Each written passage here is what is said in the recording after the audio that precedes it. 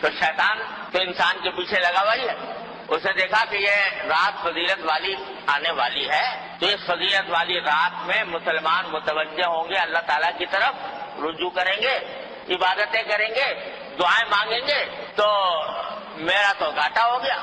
لہذا اس نے ایسے ایسے طریقے ایجاد کروا دیے کہ لوگ جو ہے عبادت سے ہٹ کر ان طریقوں میں لگ جائیں اور ان کی وجہ سے اس رات سے جو فائدہ اٹھایا جا سکتا تھا وہ نہ اٹھاتا. کیا طریقے گڑھ لیے کہ بھائی نماز پڑھو یا نہ پڑھو، شب برات کا حلوہ ضرور پکاؤ. وہ نماز پڑھو یا نہ پڑھو، عبادت کرو یا نہ کرو، لیکن حلوہ پکانا ضروری فرض. اگر کوئی نہ پکائے تو قابل ملامت یہ لے بھائی اس کے گھر تو شب برات کا حلوہ بھی نہیں پکتا، یہ بڑا وہابی ہے، یہ جو ہے ایسا کنجوس ہے، بخیل ہے کہ اس کے گھر میں حلوہ ہی نہیں پکتا. اب کوئی خدا کا بندہ پوچھے کہ بھائی حلوے کا کہیں ذکر قرآن میں، حدیث میں، صحابہ کرام کے تعامل میں کہیں ہے کہ بھائی شب برات کے دن حلوہ پکنا چاہیے؟ نہ قرآن میں اللہ تعالیٰ نے فرمایا، نہ نبی کریم سرورت عالم صلی اللہ علیہ وسلم نے ارشاد فرمایا، نہ صحابہ کرام کے عمل میں کہیں اس کا کوئی دور دور کوئی نشان نظر آتا ہے. مگر یہ حیرانی بات، اور اس کو فرض اور واجب سے زیادہ ضروری قرار دیتے.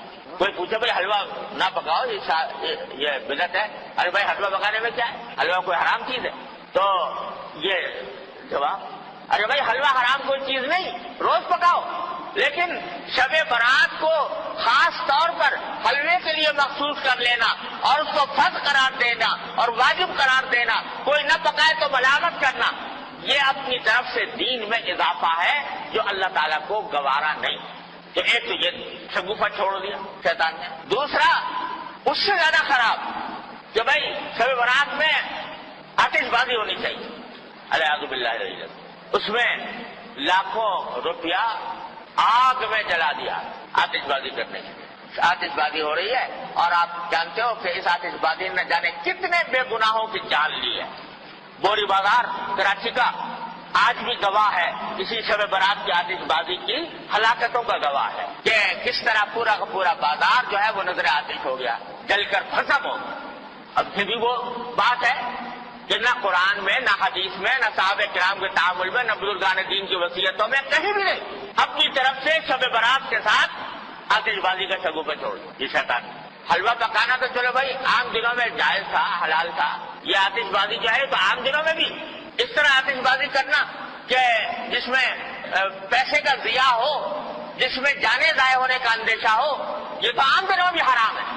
تو اس مبارک رات میں جس میں اللہ تعالیٰ گناہوں کی مغفرت مانگنے کو فرما رہے ہیں، جس میں دعائیں مانگنے کے فرما رہے ہیں، اس میں یہ کام کرنا تو اتنی بڑی بات ہے. یہ چھوڑ